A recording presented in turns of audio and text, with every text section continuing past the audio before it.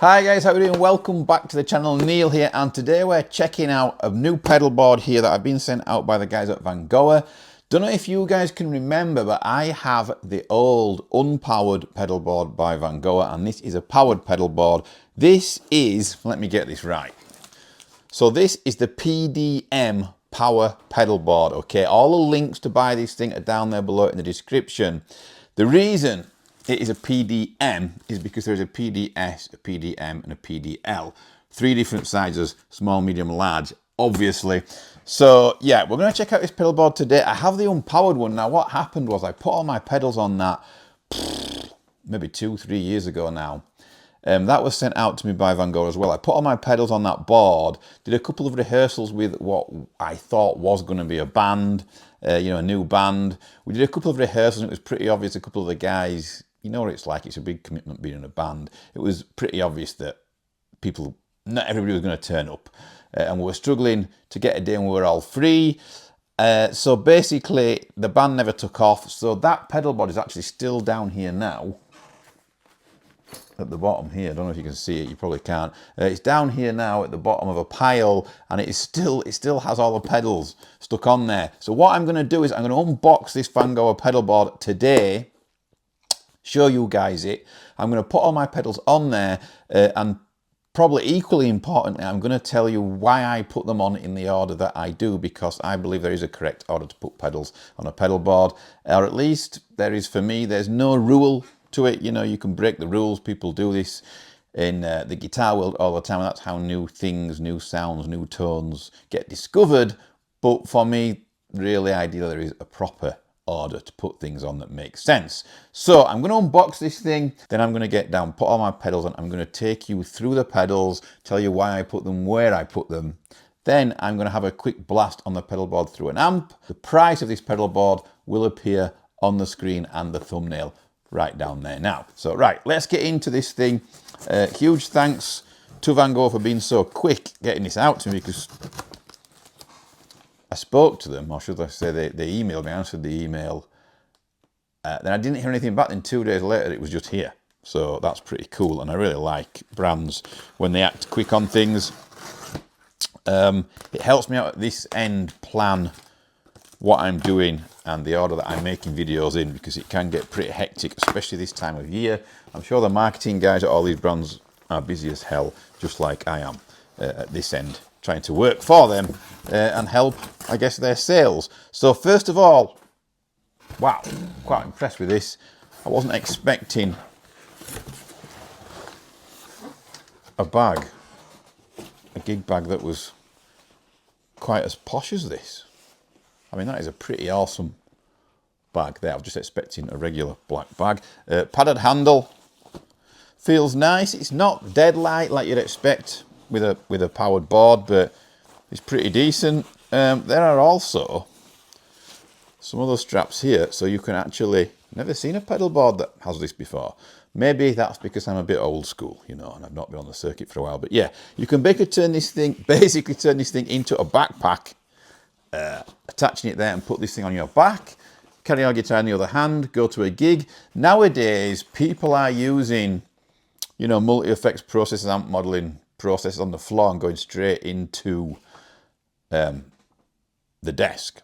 And what I think is pretty cool there is that you could put, a quad cortex, something like that, and some other bits and bobs on the board, put it on your back, and just take this and a guitar in your hand and you're ready to go, which I think is awesome. If you're a student or anything like that, I just think it's cool if you get it on tube trains, buses, anything like that. Yeah, so I like the bag. Let's get into it, unzip it and reveal the powered pedal board.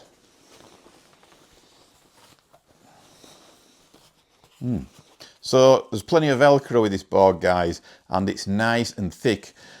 That's nice to see. A lot of pedal boards that you get off Amazon, places like that, they have really thin throwaway bits of Velcro that are not strong enough to hold a pedal on. If you've got a decent weighted pedal, those little thin straps are not enough.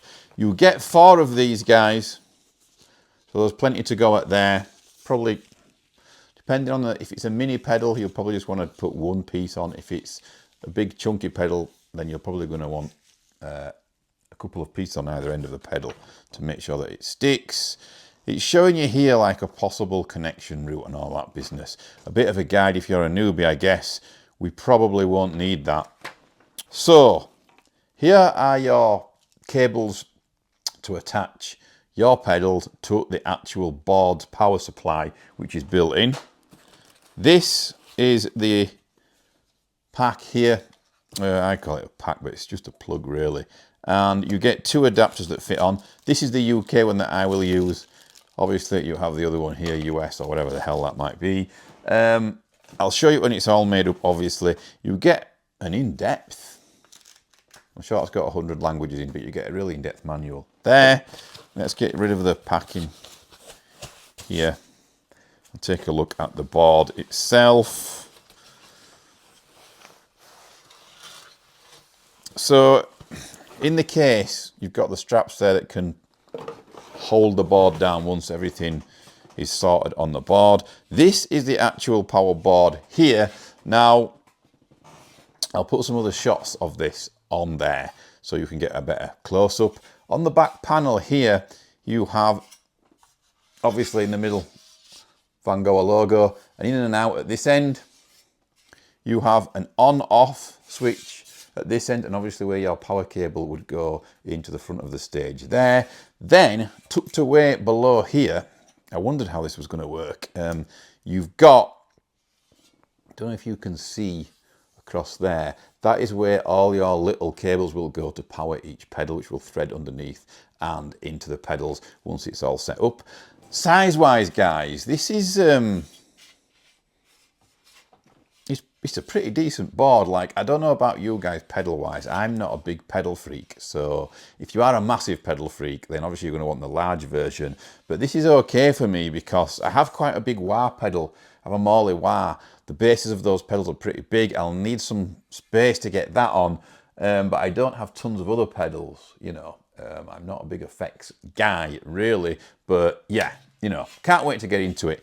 Are there some legs on here? Yes. So these legs flip out here, which is pretty cool because I don't know whether you guys have this problem, but I'm pretty clumsy with stepping on pedals and stuff. So I want my board angled like that. I need it like that to get by, especially if you're hitting the back row here, the pedals up here, you definitely want those higher than the front. This is where I'm going to have to be careful where I put my wah, because I want it at the front, ideally, because I'm going to probably use that on the fly more and need to get to it quicker than the others. But when you put the wah on the front, you've got to be careful because you don't want to be reaching over the top of the wah to get to what is on the back. So yeah, we'll get into it, guys. There's tons of LEDs here across the top to let you know exactly what is going on power-wise, and it will look pretty cool when those are all lit up on the stage as well. Something that's very important here, guys, that I probably should point out to you. I don't know if you can see this with the lighting and everything. Silver board and white writing is not the best for cameras, but it's pretty clear to see when you're actually looking at it in person. Over here, we have one 18-volt 300 mAh power supply there, or power socket there. This is really important for me because I have a couple of preamp pedals that require a lot more power. They will be able to be used on here. So if you do use a preamp pedal that requires 18 volts, you'll be fine there. Over here next, there's a 12-volt 500 mAh power supply there. There's also then 4 times 9-volt 500 mAh here, and 6 times 9-volt 300 mAh here. So it's really important that we get the correct power going to the right pedals, because we don't want to damage the pedals and we don't want to damage the board either. So yeah, please take note, guys, before you put any pedals on, that you need to check the bottom of your pedal. That is usually where the instructions are that will tell you what power supply you actually need. But there's quite a varied amount of power here, which I think is pretty awesome. Okay, guys, so here is the part where we talk about the order of the pedals. This is quite important for me. So I just want to say that the bottom row here is what is in front of the amp, and the top row here, although it's not all wired in yet, is the effects loop, and I'm going to explain exactly why I've got things where I've got them. So First of all, you come out of your guitar and you go into this here, which is a pitch altering pedal. This is the Digitech Drop pedal. It's an absolutely fantastic pedal. I play in a lot of different tunings when I'm playing live, and this thing gets me from one tuning to another without having to change guitars with all different string gauges on and things like that. Now, this is first in the chain because this affects your pitch, and that brings me to what is second in the chain, which is this here, which is a Korg pitch black, really old pedal, had it absolutely years. I got these when they first came out. This was limited edition red, so figure out how long this pedal has worked for and how many gigs it has done over the years. That is second in the chain because I believe that anything that changes your pitch, you need in front of your tuner.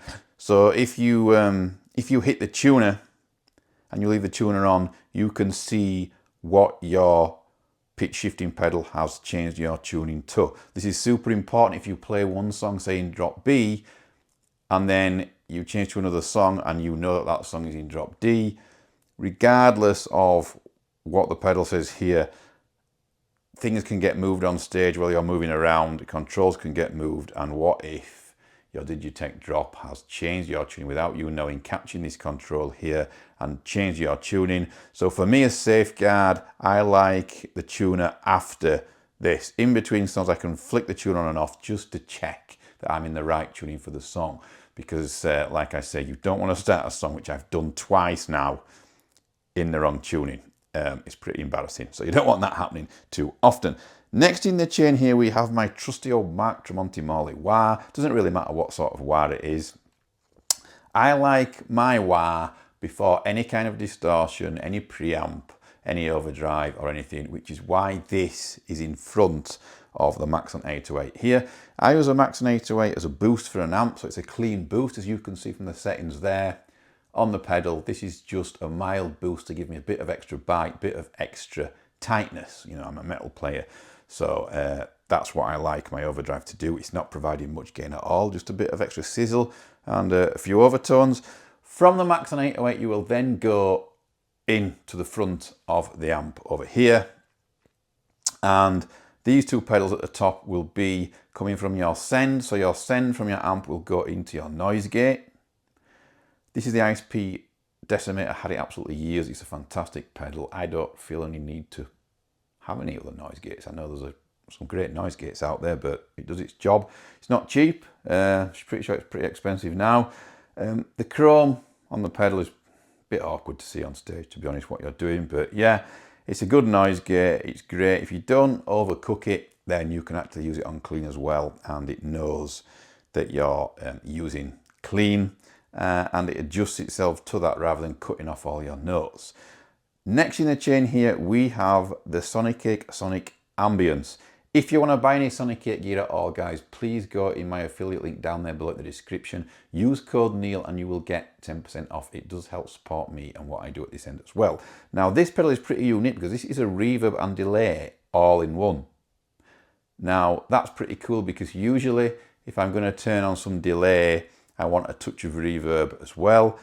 So to have both in one, it saves room on the pedal board. Obviously, it's a really tiny pedal anyway. Saves room on the pedal board, not much hassle. If I hit a lead, you know, if I want to go into a melody or a lead, I know that all I've got to do is turn that on and I've got everything in one pedal. Same with if I switch to a clean.